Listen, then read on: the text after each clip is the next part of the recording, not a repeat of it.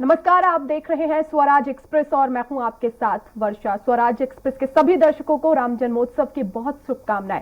आज राम नवमी का पर्व मनाया जा रहा है। धार्मिक मान्यताओं के अनुसार राम नवमी के दिन भगवान राम का जन्म हुआ था और इसलिए इसे राम जन्म दिवस के रूप में मनाते हैं। भगवान श्री राम को मर्यादा का प्रतीक माना जाता है। उन्हें पुरुषोत्तम यानी श्रेष्ठ पुरुष की संज्ञा दी जाती है। कहा जाता है कि मर्यादा पुरुषोत्तम भगवान राम का जन्म रावण के अंत के लिए हुआ था। राम जन्मोत्सव के मौके पर मंदिरों में भक्तों का तांता लगा हुआ है। बड़ी संख्या में श्रद्धालु मंदिर पहुंचकर मर्यादा पुरुषोत्तम श्री राम की पूजा अर्चना में लगे हैं। मंदिरों में भगवान के अभिषेक, भोग, भजन, भंडारे के साथ रामनवमी पर्व मनाया जा रहा है।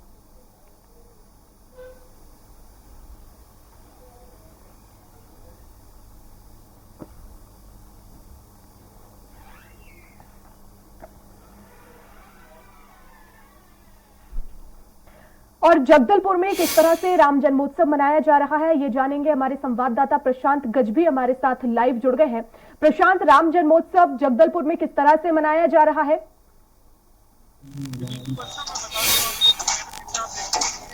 दंतेश्वरी मंदिर है और ये बस्तर की आराध्य देवी मां दंतेश्वरी का मंदिर है, जहां सुबह से ही भक्तों का तांता लगा हुआ है।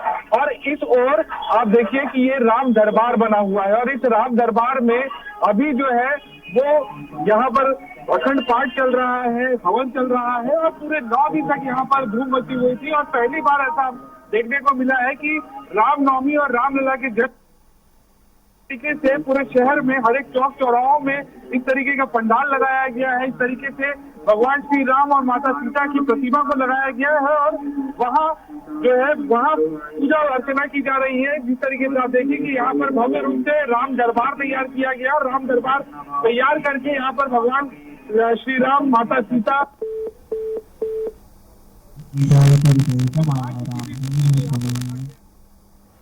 बिल्कुल, तो जगदलपुर में आप देख सकते हैं राम दरबार लगाया गया है और यहाँ पर बड़ी संख्या में भक्त पहुंच रहे हैं, भगवान राम की पूजा अर्चना कर रहे हैं। और खास तौर पर आज आपको बता दें कि यहाँ पर दरबार लगाया गया है और यहाँ पर बड़ी संख्या में भक्त पहुंच रहे हैं, भगवान राम को याद कर रहे हैं, भगवान राम के आदर्शों पर चलने की यहाँ पर जो है वो प्रतिज्ञा ले रहे हैं। जाहिर तौर पर आप देख सकते हैं राम दरबार यहाँ पर लगाया गया है और आज दिन भर भक्त पहुंचेंगे राम के दरबार में। और रायपुर से स्वाति कौशिक हमारे साथ लाइव जुड़ गई हैं। स्वाति, राम जन्मोत्सव रायपुर में किस तरह से मनाया जा रहा है, क्या खास है? प्रसाद का जो खास तौर पर किस तरह से बांटा जाएगा, क्या उसमें खास होगा? जी देखिए बुशरा, इस वक्त हम रायपुर के दूधाधारी मठ में हैं। लगभग 500 साल से ज्यादा पुराना ये जो मठ है ये है। यहाँ पर बालाजी महाराज जो है वो रामस्वरूप बालाजी महाराज जो है वो पहले यहाँ पर आए, उसके बाद फिर हनुमान जी आए, उसके बाद रघुनंदन राम की जो है राम जी जो है वो इस मंदिर में आए। मंदिर की बहुत पुरानी मंदिर का इतिहास जो है वो बहुत पुराना और बहुत वृहद है। मैं अपने कैमरा पर्सन से कहूंगी कि वो थोड़ा आपको मंदिर के दर्शन कराएं। हम आप यहाँ पर देख सकते हैं हनुमान जी, इनके बारे में कहा जाता है कि बालाजी जिधर रहते हैं उधर ये अपने आप इनका जो फेस है, हनुमान जी का जो मुख है वो उधर बालाजी की तरफ टर्न कर जाता है, वो उधर अपने आप घूम जाते हैं। तो मंदिर के ये मठ के ऐसे कई इतिहास हैं। यहाँ पे 2 रसोई है, माता अनसुईया की रसोई और माता सीता की रसोई, जहाँ पे हर साल यहाँ रामनवमी के दिन जो है वो भोग प्रसाद जो है वो बनता है और फिर वो उसके अगले दिन वितरित होता है भक्तों में। तो यहाँ जब दूधाधारी मठ में हम हैं तो इसका इतिहास जो है वो अपने आप में बहुत पुराना है। तो दूधाधारी मठ के जो मठाधीश हैं यहाँ के राम सुंदर दास जी, हम उनके पास आपको लेकर चलते हैं और बताने की कोशिश करते हैं, उनसे जानने की कोशिश करते हैं कि कितना पुराना है मठ और मठ में आज के दिन क्या क्या रहेगा। महंत जी, आज के दिन के विशेष महत्व के बारे में। हमारे भारतीय संस्कृत सनातन धर्म में श्री राम जन्मोत्सव का बहुत ही महत्वपूर्ण स्थान है। प्रत्येक वर्ष चैत्र शुक्ल पक्ष नवमी को ये श्री राम जन्मोत्सव कार्यक्रम मनाया जाता है। छत्तीसगढ़ की राजधानी रायपुर में स्थित यह ऐतिहासिक, पुरातात्विक और धार्मिक दृष्टि से प्रमुख स्थान श्री दुआधारी मठ है। दुआधारी मठ की स्थापना संवत 1610 में श्री स्वामी बलभद्र दास जी महाराज, जिन्हें दुआधारी महाराज के नाम से जाना जाता है, उन्होंने करवाया।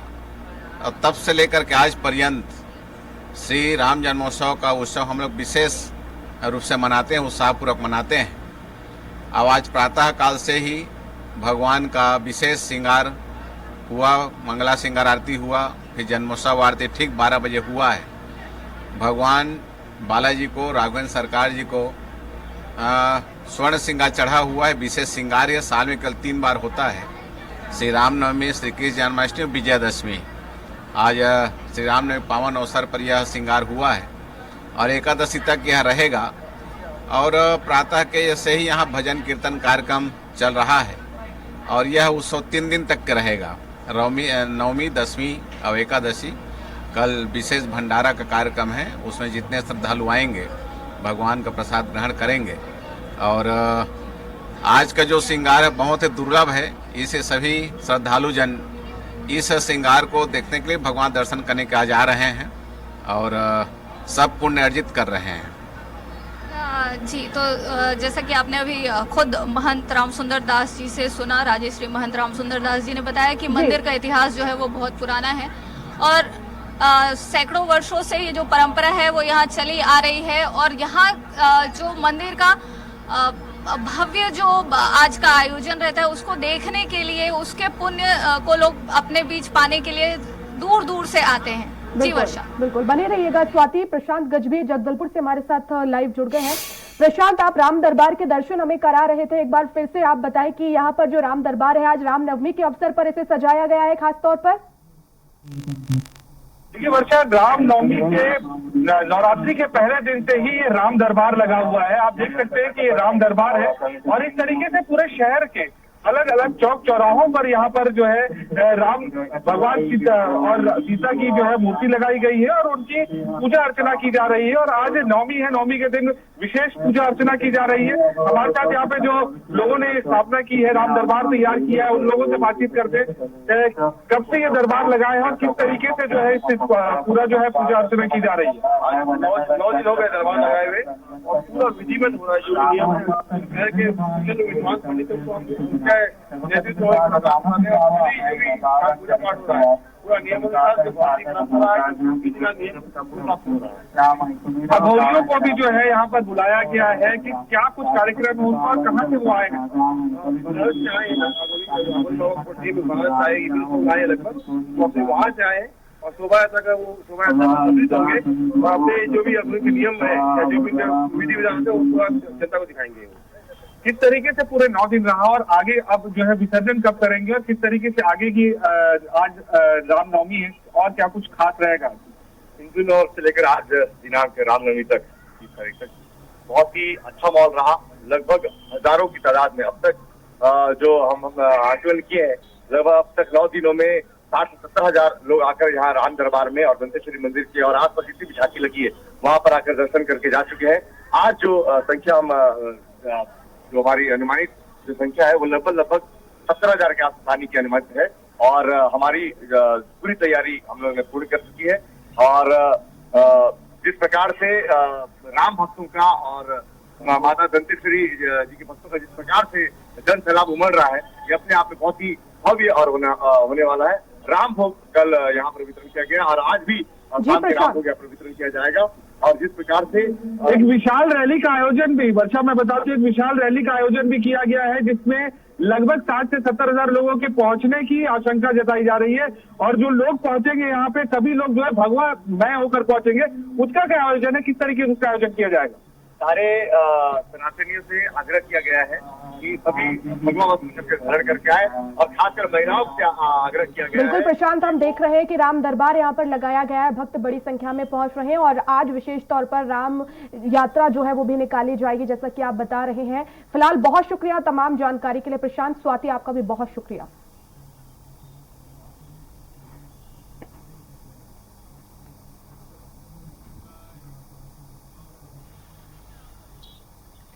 और छत्तीसगढ़ के आबकारी एवं उद्योग मंत्री कवासी लखमा ने रामनवमी के मौके पर सुकमा के राम मंदिर पहुंचकर पूजा अर्चना की। वे अपने जनप्रतिनिधियों और कार्यकर्ताओं के साथ सुकमा के राम मंदिर पहुंचे। उन्होंने प्रदेशवासियों के लिए पूजा अर्चना कर सुख समृद्धि और खुशहाली की कामना की। परंपरा मानते हैं हिंदुस्तान में, छत्तीसगढ़ में, पूरा गांव में हिंदू लोगों का त्योहार भी था और राम भगवान का भी पूजा है। इसलिए इस त्योहार को हमारे छत्तीसगढ़ के लोग परंपरा मानते हैं। तो मैं यही अपील करता हूँ कि बस्तर में और छत्तीसगढ़ में त्योहार शांतिपूर्वक बनाए और जो वक्त है 9 दिन उपवास रहा उनको मैं बधाई देता हूँ। छत्तीसगढ़ के मुख्यमंत्री भूपेश बघेल ने ट्वीट कर प्रदेशवासियों को रामनवमी की बधाई दी। सीएम ने ट्वीट करते हुए लिखा कि छत्तीसगढ़ सौभाग्यशाली है। छत्तीसगढ़ भगवान श्री राम का ननिहाल रहा है और उन्होंने अपने वनवास का अधिकांश समय यहां बिताया। यहां के कण कण में मर्यादा पुरुषोत्तम भगवान श्री राम बसे हैं।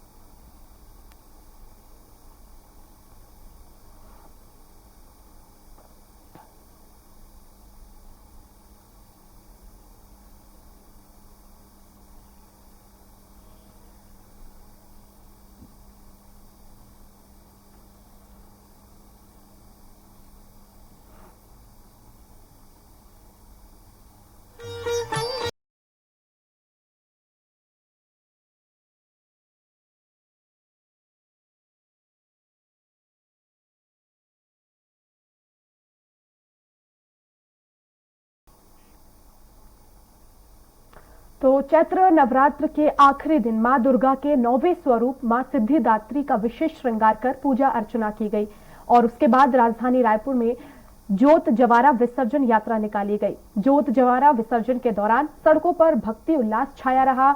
नंगे पांव महिलाएं सिर पर कलश धारण किए चल रही थी। यात्रा में अनेक युवा बच्चे अपने हाथ गालों पर तेज धार वाले छोटे भाले तीर चुभोकर चल रहे थे। इससे सांग बाना धारण करना कहा जाता है। इस दौरान भक्तगण डीजे और भक्ति की धुन में झूमते हुए नजर आए। ये नजारा राजधानी रायपुर के बढ़ईपारा, तात्यापारा, आमापारा, सत्ती बाजार, पुरानी बस्ती इलाके में दिखाई दिया। विसर्जन यात्रा कंकाली तालाब पहुंची। विसर्जन करने के लिए कंकाली तालाब में श्रद्धालुओं का सैलाब उमड़ पड़ा।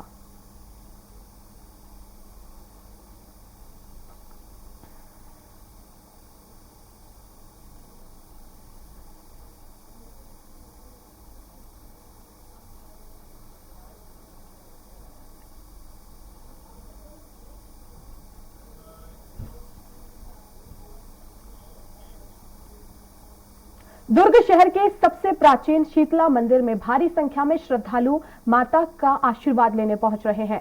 इस दौरान हवन का आयोजन भी किया गया, जहां लोगों ने अधिक से अधिक संख्या में भाग लिया। मान्यता के अनुसार शीतला माता को बासी भोजन भोग लगाया जाता है।